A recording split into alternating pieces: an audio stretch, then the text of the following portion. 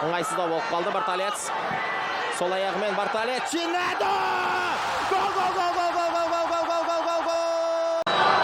Гриши. Подача. И ошибается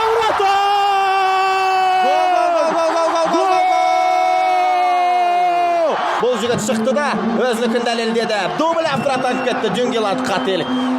Қорғаушыны. Да, любой другой футболист здесь мог растеряться. Мяч рикошетом, через два рикошета. Сначала вратарь неудачно выбил, затем рикошет. Барлық талаптарды орындады деуге болады.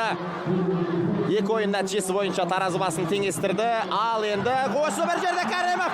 Рамазан! Гол! Астана!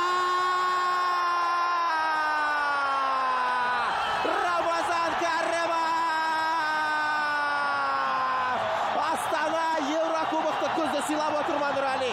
Рамазан Кәрімов бірі бағы жанды жігіттік. Алдыңғы кездесуде дәл осы Алматы орталық стадионында Элхан Астанов шығып, Астананың 6 голын салған болса, ал міне осы бір сәтте Рамазан Кәрімов.